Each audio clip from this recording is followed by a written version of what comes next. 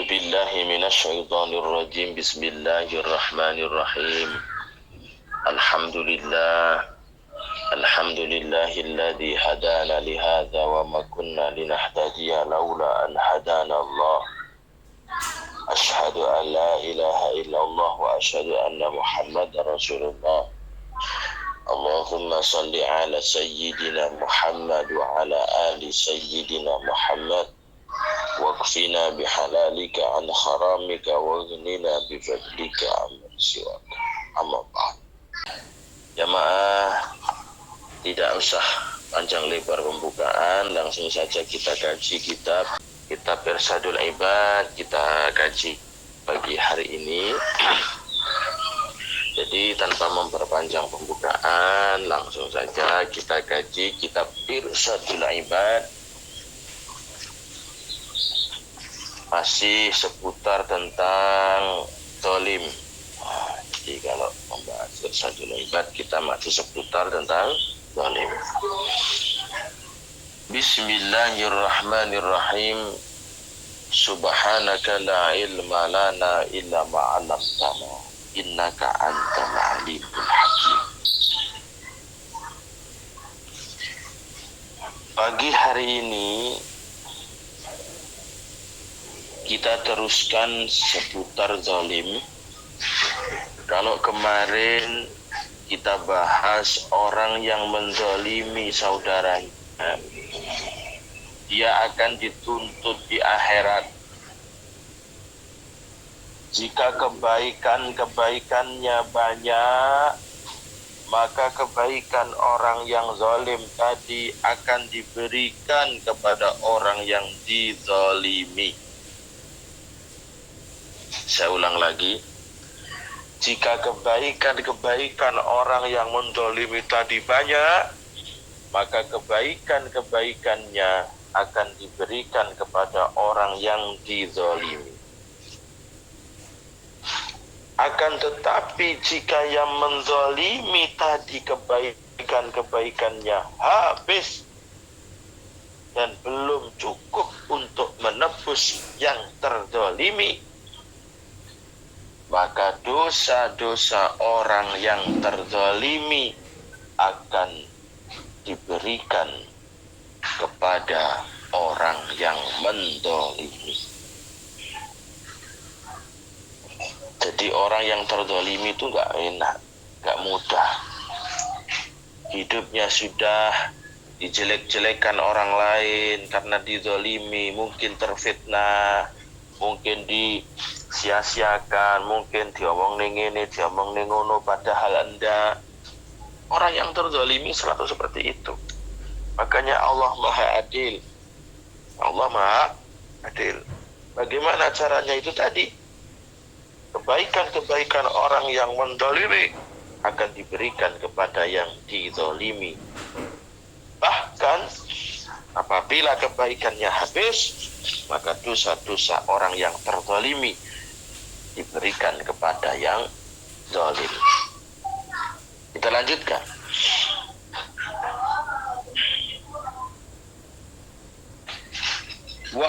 Wahakalan cerita sapa al Yafi'i Imam Yafi'i ngan bukir saking bukir Sohibus Sibli, santrine Wali Sibli, namanya Bakir.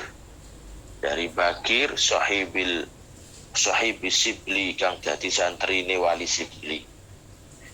Kala ngendika sapa Bakir, lama hadarat narikalane teko apa liwafati Sibli sedane Wali Sibli. Kala ngendika sapa Sibli, alayya iku wajib ing atase ingsun dirhamun utawi sak dirham, madlamatun dirhamu madlamatin utawi sak dirham zalim. Tasodak tukang sodakoh sapa ingsun nganhu saking dirham bi ulufin kelawan pirang-pirang ewu dirham. Fama alayya mongko ora ana iku larat ing atase ingsun sayun utawi siji aldo kang luwih agung minhu saking dirham madlum. Pada saat Syekh Sibli itu akan wafat, beliau berwasiat bahwasannya punya tanggungan 1 dirham. Kalau sekarang ya 10.000 rupiah lah, atau 100.000 rupiah. Punya tanggungan 100.000 rupiah. 100.000 rupiah itu belum disedekahkan. Akhirnya diganti dengan ribuan dirham. Gara-gara 1 rupiah itu belum disedekahkan, maka wali Sibli menggantinya dengan 1.000 dirham. Berapa 1.000 dirham? 1 juta umpamanya, atau 10 juta. Gara-gara 100.000 belum disedekahin, ketika akan wafat teringat, akhirnya diganti oleh wali Sibli dengan 10 juta. Duh, mantap banget nih. Kenapa wali Sibli sampai seperti itu? Karena kedzaliman ini akan memberatkan nanti di akhirat. Wa hukiyalan dan ceritake aidan halih malih dan Umar bin Dinar saking Umar bin Dinar. Umar bin Khattab, ada sahabatnya Rasul. Ini Umar bin Dinar ini namanya ulama besar. Kala ngendika sapa Umar bin Dinar, karena ono sapa rajulun wong lanang min Bani Israil saking Bani Israil iku ala sakhilil bahri ing atase pinggire segara. Dulu ada seorang laki-laki dari Bani Israel sedang jalan-jalan di pinggir pantai. Faro'a mongko ningali sapa rajul-rajulan ing wong lanang. Lalu laki-laki yang jalan-jalan di pantai tadi melihat seseorang. Wa huwa khali utawi rajul iku yunadi undang-undang sapa rajul bi a'la sautihi kelawan luwih banter-bantere suarane rajul. Tiba-tiba melihat seorang laki-laki yang berteriak-teriak. Al ilaman ro'ani fala yadlamanna ahadan. Bagaimana teriakannya? Ala ilingoman utawi sapane wong iku ro'ani ningali sapa man ing ingsun. Ala yadlumanna mongko aja nganiaya temenan sapa man ahadan ing wong suci. Muridnya Syekh Umar ini lagi jalan-jalan terus melihat laki-laki teriak-teriak. Siapa saja yang melihat aku, jangan engkau menganiaya siapapun. Siapa saja yang melihat aku, jangan engkau menganiaya siapapun. Lalu Syekh Umar ini bertanya, qala takon sapa Syekh Umar. Fanada mongko marek sapa rajul minhu saking rajul sing bengok-bengok mang faqala mongko takon sapa rajul, ya Abdullah. Mas, ma khabaruka? Apa yang engkau maksud, apa yang engkau katakan? Kamu paring kabar apa? Memberi kabar apa? Faqala mongko ngucap sapa rajul iklam berwa sapa sira. Ani teman setuhune ingsun iku kuntu ana sapa ingsun iku rajulan wong lanang sartiyan kang dadi polisi. Mas, tak ceritani ya, Mas. Makanya aku bengok-bengok ngomongi wong-wong, ojo nganiaya lek sampean roh aku, ojo nganiaya sapa ae. Jangan kau mendolimi siapapun. Kalau kamu ngerti saya, kamu jangan mendolimi siapapun. Akhirnya ditanya, kenapa kamu kok ngomong-ngomong seperti itu? Ditanya, begini ceritanya, Mas. Dulu saya adalah seorang polisi. Inni kuntu rajulan sartiyan. Dulu saya adalah seorang polisi, fajitu yauman ila hada sahil. Lalu saya datang ke pinggir pantai ini.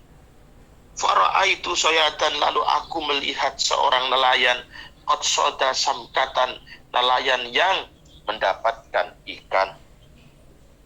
Fasa'altuhu mongkon jaluk sapa ingsun ingsot ayyuba himama minni, untuk memberikan tangkapan ikannya kepadaku.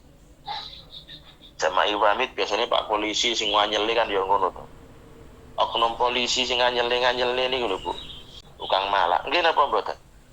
Sekarang di Indonesia itu kan kondang namanya Verdi Sambo itu oknum polisi punya geng besar di negara Indonesia ternyata tukang malak. Jadi grup-grup polisi-polisi tukang malak-malak grup Sambo jenenge.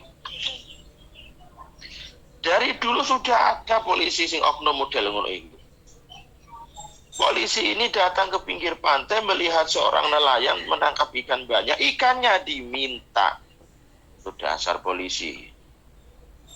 Fa'aba mongko nyegah sapa soyat pasal tuhu mongko njaluk sapa ingsun ing soyat ayu bayah yen to ngedol sapa soyat ing samak mini saking ingsun fa'aba mongko nyegah sapa soyat. Ya wis, lek gak oleh tak jaluk dalan ning aku tak tuku murah. Polisi kan ngono maksa-maksa. Kalau kamu nggak mau berikan pada saya, jual, tapi saya beli murah. Enggak mau saya. Ini tangkapan ikan mau saya jual, bukan saya berikan kepadamu. Mencegah ini. Si nelayan tadi mencegah. Tiba-tiba fadorab turok sahu. Si polisi laki-laki yang ngaku polisi tadi menceritakan. Aku dulu pekerjaan saya tukang malak. Saya itu polisi tapi kerjaannya tukang malak. Di pinggir pantai ini saya dulu memalak seorang nelayan yang dapat ikan banyak. Nelayan itu ndak mau. Fadorab tu mongko jotos sapa ingsun rosahu ing dase nelayan. Saya pukul kepalanya. Saya pukul kepalanya bisauti kelawan kentes ingsun. Dipukul dengan senjatanya si polisi itu. Apa itu pemukul itu namanya? Dipukul ambek kentese Pak polisi.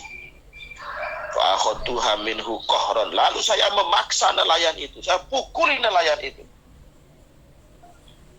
Qala ngucap sapa rajul. Fa bainama ana amsi biha hamilaha.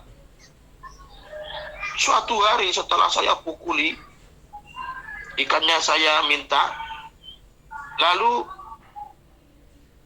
aku berjalan membawa si ikan tadi, membawa ikan saya bawa gitu aja. Tiba-tiba itu godot nuli nyokot apa iwak ala ibhami ing atase jempol ingsun.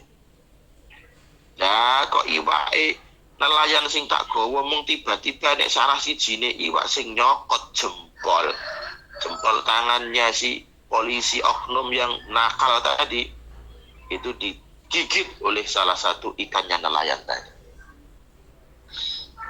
Waromatu mongko gua sapa ingsun an akhlu saya ento ngecolake sapa ingsun ibhami ing jempolan ingsun. Saya tuh berniat ingin melepaskan gigitan ikan dari jempol saya.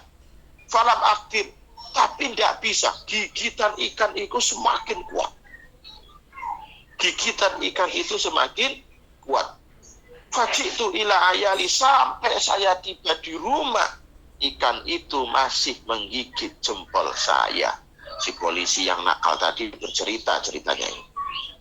Ya, malak nelayan dijaluk iwake, nelayane dikepuki, iwake digawa mulai, tiba-tiba di perjalanan iwake menyokot jempole Pak polisi tadi. Apok le ora, cakot jempole. Ya untung jempole kok sing cokot. Sampai rumah ikan tadi belum selesai menggigit jempolnya si Pak polisi tadi. Akhirnya dengan berbagai cara ikan tadi pengen dilepaskan dari jempolnya si polisi nakal tadi, tapi tetap tidak bisa dilepaskan. Sore sampai pagi faas baha mongko manjing subuh opo ibhami jempol ingsun ikut waroma teman-teman abuh. Setelah bisa dilepaskan paginya jempolnya si polisi tadi bengkak. Aduh, wong gila dolim yang ini rasa nih. Jempole abuh fang fatah mongko melembung. Abuh apa ibhami lalu melentung. Fang fatah mongko melentung fihi ing dalam ibhami apa uyunun mata min asari ayani pisangking tibaib cokotane iwak. Terus di jempolnya itu tumbuh kayak pelentung-pelentung di tempat gigitannya ikan tadi abuh. Fadhahabtu ila tabibin, lalu saya mendatangi seorang dokter. Akhirnya saya bawa ke dokter. Falamma nadzara ila ibhami, ketika dokter melihat luka di jempol saya, qala hadza aqalatu bila syak. Dokter tadi ngomong, ternyata jempol saya tidak bisa untuk diobati apabila tidak dipotong, tidak diamputasi. Apabila tidak diamputasi, maka kamu pasti akan mati karena racun gigitan ikan tadi. Akhirnya, saya memutuskan untuk memotong jempol saya. Sumadorobat nuli dadi melarat alaya ing atase ingsun apa yadi tangan ingsun. Akhirnya tangan yang saya gunakan untuk memukul tadi, jempolnya sudah dipotong oleh si dokter gara-gara digigit ikan. Ketika jempol saya sudah dipotong oleh si dokter tadi, setiap malam saya tidak bisa tidur karena merasa sakit sekali, tiap hari merasa sakit. Jempol sakit, tangan menjadi sakit. Akhirnya wanta sarolan roto opol alamu loro ila saidi tumeka maling lengan. Ketika jempol itu dipotong, telapak tangan jadi sakit. Akhirnya besoknya lagi sampai ke lengan menjadi sakit. Sakit sekali. Waja'al tulan dadekake sapa ingsun iku astaghisu, bengok-bengok jaluk tulung sapa ingsun min sidatil alami saking bangete lara. Gara-gara tangan saya tuh bengkak sakitnya minta ampun, saya tuh berteriak-teriak. Fangtasaro nuli roto apa alalamu loro ilal ngudi maring bau. Semakin hari sakitnya racun dari ikan tadi menggerogoti tubuh saya, mulai dari lengan sampai ke bahu. Bahu menjadi lebih sakit, terus sampai ke tubuh. Akhirnya saya putuskan untuk pergi ke dokter. Disarankan untuk memotong telapak tangan. Telapak tangan akhirnya saya potong karena disarankan dokter untuk menghilangkan rasa sakitnya. Lalu aku menemui seorang petani, seorang nelayan tadi.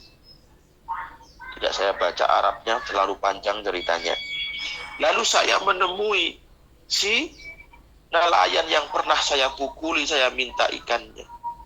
Fastahlal tu mongkon jaluk halal sapa ingsun minhu saking nelayan tadi. Wastardo itu hulan nyuwun ridho sapa ingsun ing nelayan tadi. Sehingga tangan-tanganku tidak langsung dipotong oleh dokter. Kalau tidak seperti itu nanti terus tambah sakit. Akhirnya seorang nelayan yang baik hati pun memaafkan apa yang telah aku perbuat. Tapi saya sudah terlanjur, tangan saya terpotong. Fakultu ya sayyidi sa'altuka bila ila afauta anni, mas, tolong maafkan saya yang telah menganiaya engkau. Saya pernah merebut ikanmu, engkau saya pukuli, sekarang tanganku digigit ikan, sudah diamputasi, mas. Tangan saya sudah hilang satu. Tolong mas maafkan saya. Fabakanuli nangis soporojun. Tiba-tiba nelayan tadi melihat si Pak Polisi nakal, tangannya yang kanan sudah hilang, diamputasi karena digigit ikan.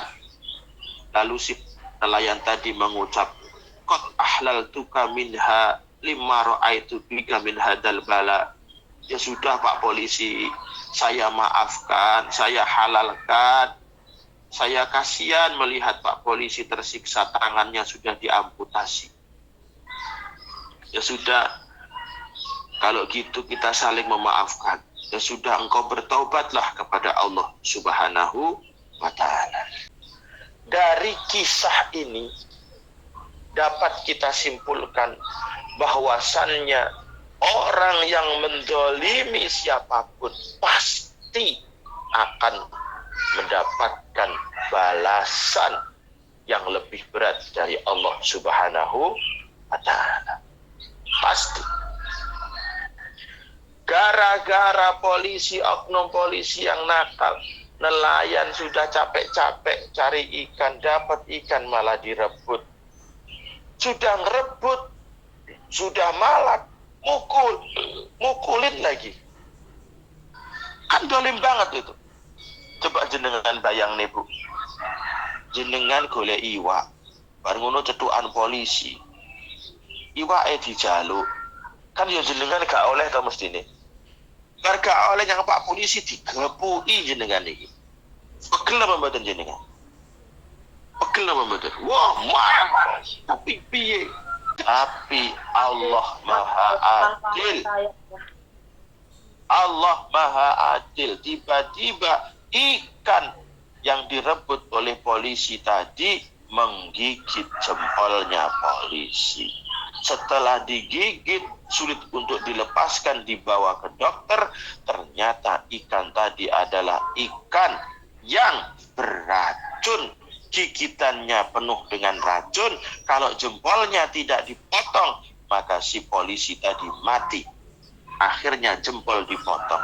Setelah jempol dipotong, ternyata belum juga sembuh. Telapak tangannya dipotong. Telapak tangannya dipotong, belum juga sembuh. Akhirnya sampai siku dipotong. Setelah itu, si polisi oknum tadi memohon maaf, minta halal sama si nelayan. Akhirnya sembuh. Tapi sembuh sudah kehilangan tangan.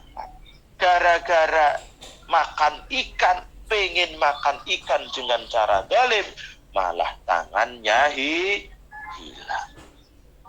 Coba kalau tadi nggak dolim, minta baik-baik sama nelayan. Pak nelayan, saya minta baik-baik karena nggak punya uang. Kan gitu malah enak daripada dolim. Itulah contoh-contoh kisah kehidupan. Dan masih banyak jutaan kisah kehidupan orang dolim yang ujung-ujungnya justru malah menganiaya dirinya sendiri. Seberapapun kedoliman yang diperbuat seseorang, ujung-ujungnya yo malah ngengel-ngengel uripe dewe. Nah, pagi hari ini dari kisah kedoliman oknum polisi kepada nelayan bisa kita jadikan pelajaran bahwa kedoliman tidak akan pernah mendapatkan kebahagiaan.